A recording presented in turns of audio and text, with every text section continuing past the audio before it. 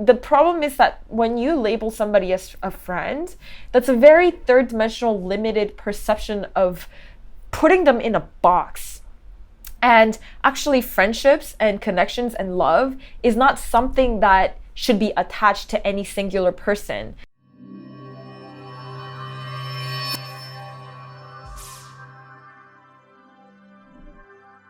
Hello, Starseeds! Welcome to Starseed Energetics. My name is Ashtara, mission to bring you some of the highest frequency content in this evolutionary cycle and beyond. And before you label me as a sociopath, just at least listen to what I have to say about this.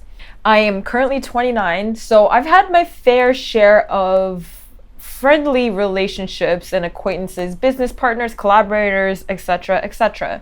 I've had my fair share of toxic friends during and after puberty, and then that's when I had a spiritual awakening, basically. And after that, I decided to cut everybody out of my life except for like literally two or three friends. After this whole growth spurt happened where I started to cut away my friends and started to really focus on my life's mission, went into this intensive phase of literally transforming my lifestyle so much that you would probably think I'm crazy, and people did think I was crazy. But during those times when I did cut those people out, I was still really young. So I started to cut people out when I was, I think, 24 years old. So it's been a good 5 years since I started to really limit my group of friends. And I really love being alone. I'm a complete introvert. Of course, I can play extrovert. Of course, I can socialize, but I can connect with the entirety of the universe when I'm alone. So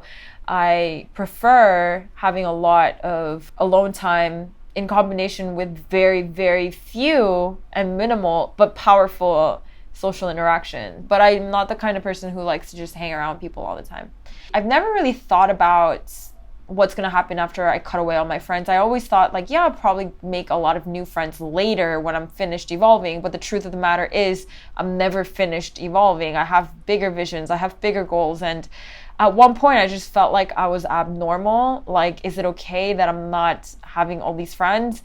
But then I recently realized through various relationships that it's a social conditioning that makes you feel like you need to have friends. Of course, you can have very soulful, deep, meaningful connections, and I do have that. But out of the people in my life, there's literally 2 girlfriends that I consider to be real deep girlfriends. And the other friends that I have are not necessarily the ones that I regularly touch base with, but the ones per se that I talk with once every few months or once every few weeks. Yet the interactions that take place in that variety of time is very deep and meaningful. There's so much mutual respect. There's so much love, even if I don't see them all the time. And so I feel like I've learned that that's enough. And people make it seem like you need to have a lot of friends to be normal. And I think that's drilled into your head from high school. Like, you're supposed to be popular, you're supposed to have a lot of friends. But what really does that do for you? A lot of people are lost in life. A lot of people don't have the same pace of evolution as some of us do. And a lot of people have different values. I've learned really deeply that any meaningful relationships, one of the core principles of having an effortless relationship is to have the same core values and same core principles. How many people do you know that actually share those values and principles? And people just make friends without really even giving that a thought, that if I want to turn this into a worthwhile, meaningful, long-lasting relationship, I should examine their core values or principles or ethics that are natural from their inherent self. And yeah, that's a big problem. And I understand that people say like you can learn from other people, you can learn by talking with them, you can learn by the things that they've experienced that you necessarily haven't. But in this day and age, I feel that the information that you have access to from some of the most powerful and intelligent thought leaders, like you can watch interviews by them, you can read a book by them, you can watch podcasts with them, and for me to want to listen to a localized network of people with the time and attention that I have is very rare if I can have access to, say, an interview with Peter Thiel or interview with Naval Ravikant or even an interview with Elon Musk. I mean, I'm not a fan of Elon Musk interviews because his thoughts are too scattered and it just doesn't make sense to me to hear it in a linear fashion. I'd rather just see what he does with his life and learn from that, but he's not a great speaker per se. He's more...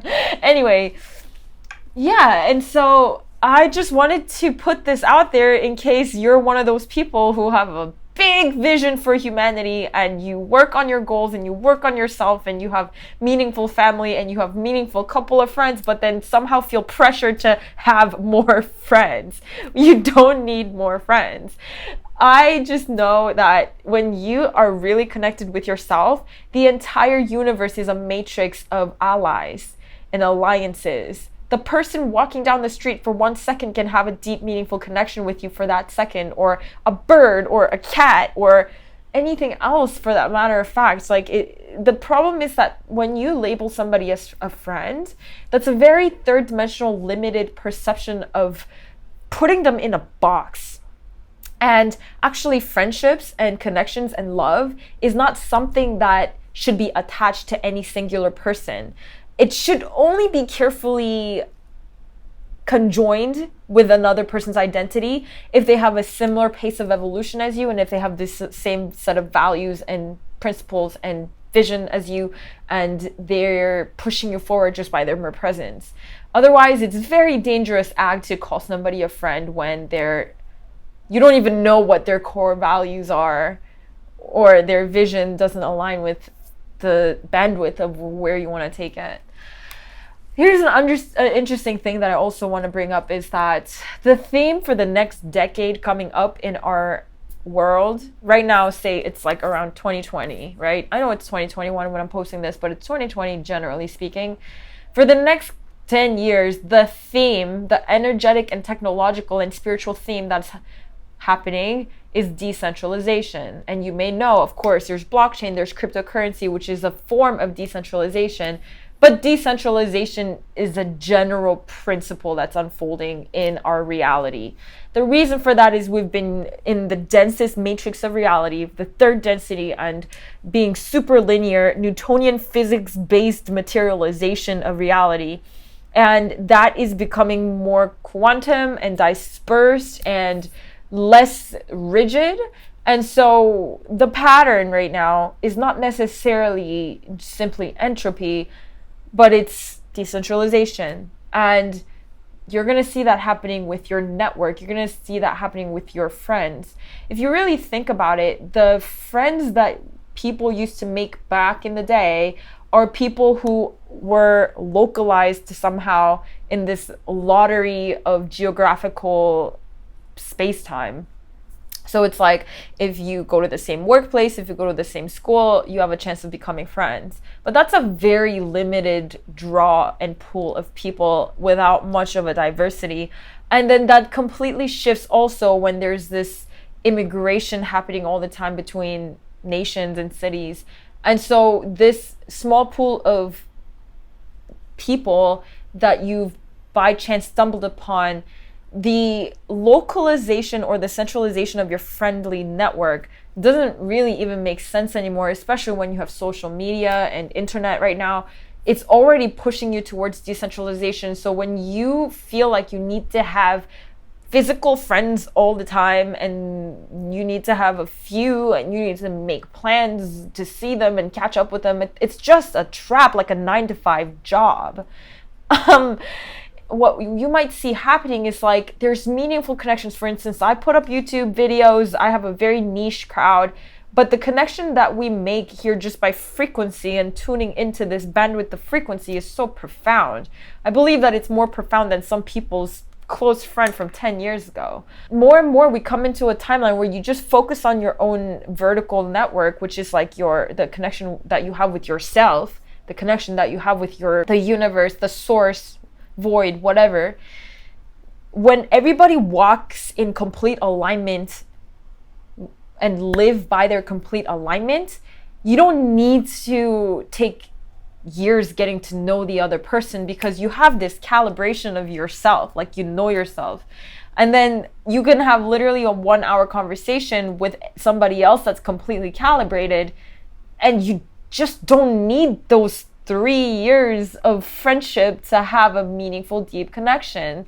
Nor do you need to constantly merge and have lunch and freaking whatever. For me personally, what gives me true value in a friendship is a shared vision, a shared set of values, as I said, and co-creating together towards something greater than just our friendship. For example, if we have a passion for a project or an art form and you create on that level, you're basically having a very intimate relationship that is exchanging energy on a higher level. And that is unparalleled with getting drunk every single weekend together for 5 years. It's much more valuable, meaningful, and deeply bonding. So what you might see with decentralization of the tribe and these emerging technologies, and perhaps there will eventually be this machine learning algorithm that matches you with people who are completely compatible with you based on your data. And I know this might scare some people, but honestly, I don't have any words for. That's your fear. Technology is just a piece of your mind. It's nothing to be afraid of. It's just a polarized perspective of a certain facet or character or pattern recognition of the intelligence field that you already have access to. And so it's yourself. There's no judging a piece of technology as artificial or not. The distinction between artificial and natural itself is artificial, according to Alan Watts. Last but not least, I just want to address that it is not lonely at the top. So, of course, I don't know how many people watching this video realize that I have this vision that is definitely out of this world. I rarely talk about things like that, my true vision and what I'm here to do, like what my life's mission is, because I feel like it's better to just embody it and live it, and you can watch it happen and kind of co-create that journey with me and be part of the journey if you're interested. But I definitely have a vision that is far beyond what words can possibly even explain, nor like as somebody from my demographics would even consider possible, perhaps. And there's this tendency that I have to completely limit the number of social interactions that I would have. And this just naturally happened. Even when I was part of a big organization, at one point I just refused to have meetings, because it's just, what do you get out of having a meeting?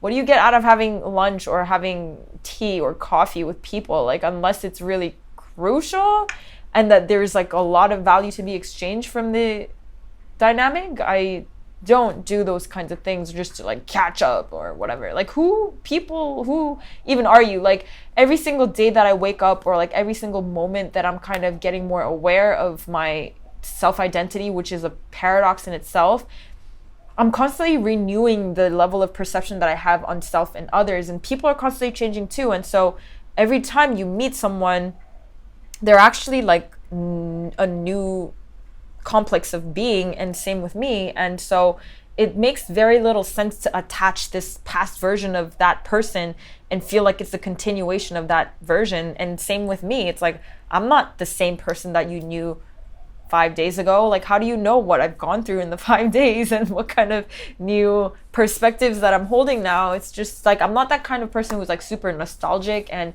it's just by design. I'm like that. I don't hold on to old things that happen or like put sentimental value on things like that.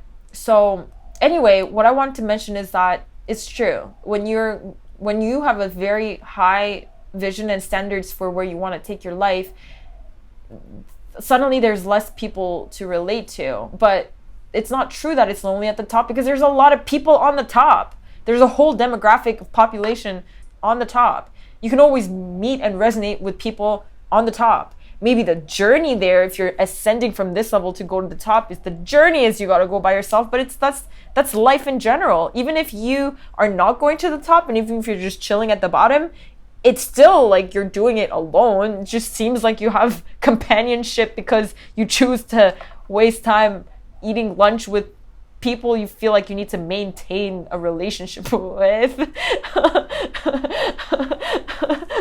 Anyway, some people might watch this and think I'm crazy, but guess what? I'm crazy. So the point being is that it's not lonely at the top. When you're on top, when you've achieved some life goals, and when you're on this next level of frequency, which is like manifestation complete, you are back to turn inwards. And so what will happen when you complete that cycle and you're on the top, as you might achieve certain cycles of your life, you will turn inwards, and then your frequency is obviously much more heightened than before. And then what will happen is that state of power amplifies what it is that you already carry. All of the energetic constructs that you carry becomes magnified when you're on the top, because you have a lot more money, wealth, like whatever it is that you've accumulated or that you've built up.